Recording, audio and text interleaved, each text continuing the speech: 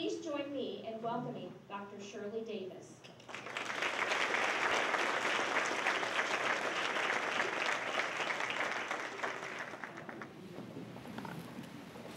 Morning, everyone. Yes, I am one. Awesome. What an honor to be here with you and to actually be back in my hometown. I actually lived in, grew up in, went to college, University of Maryland. I went to high school, elementary school here as well. But just about a year ago, I moved to the sunny, beautiful, year-round, warm weather, by the beaches, Tampa Bay area. And I'm really loving it, but it's great to be back here because this is where my family still is and a lot of my friends as well.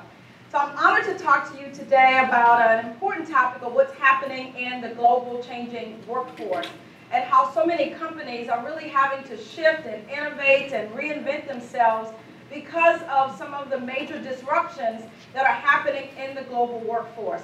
So I'm going to share just a little bit about it because I only have an hour. But there's so much more that we're doing in my organization, as you may have heard in the introduction, is SDS Global, which is Strategic Development Solutions. And with my 30-year history and experience in human resources, I work with organizations around the world, Fortune 100, Fortune 50, multinational corporation, heads of state governments, as well as even government agencies, on how then to build high-performing, inclusive, diverse, and welcoming organizations that not only prepared for today's changing global workforce, but the workforce of 2030.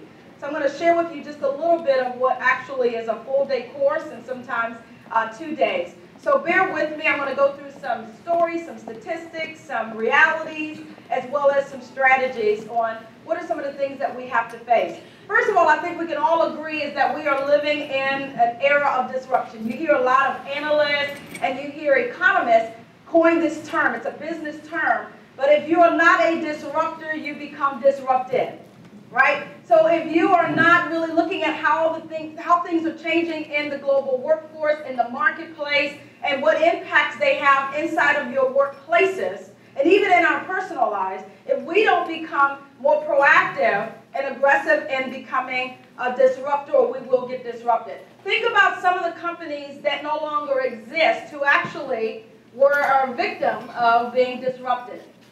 One of the major disruptors, I think most of us can agree, is Amazon, is a major disruptor.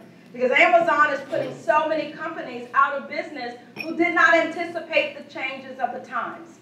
So today, Amazon can deliver to you your new dress, your new shoes, your beautiful bags in a matter of 2 hours, right, with a drone. So who's closing 100 stores around the country? Macy's. Who else have they been really disrupting? Think about bookstores, where now you can buy books or download books, or you can look at and read them on Kindle through Amazon. What's the last time, I would say, how many of you have gone to Blockbuster to buy a DVD? Yeah, because Blockbuster actually years ago had an opportunity to purchase Netflix for $4 million. And they didn't think that that was going to be a disruptor because who's going to stream movies and TV live? And so now Netflix is a disruptor, or they were a disruptor, but who's disrupting them now? Amazon.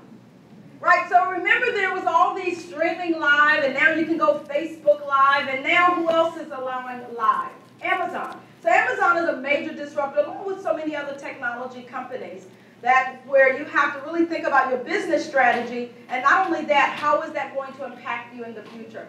So we're living in this era of disruption, and I also call this a VUCA world. Not a new term, another business term. A VUCA world, a world of volatility, uncertainty, complexity, and ambiguity.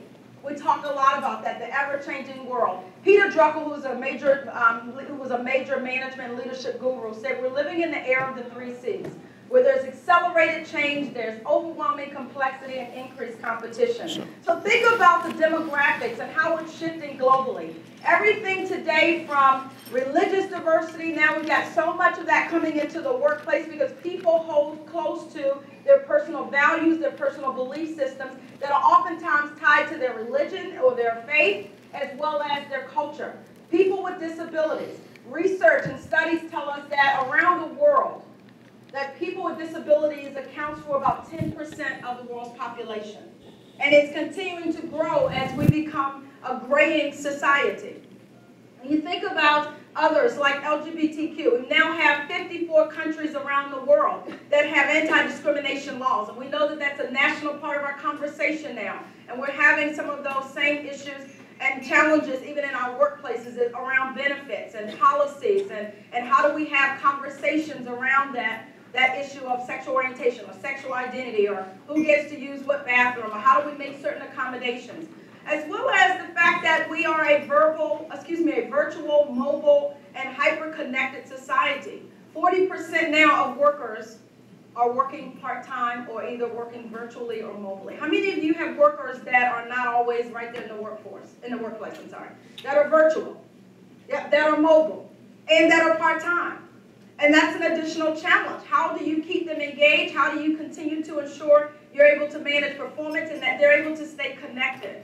And then we've got others like women, people of color, and generations, which are probably three of the most significant changes and challenges that organizations are facing in today's global workforce. So I'm going to talk a little bit more about those three.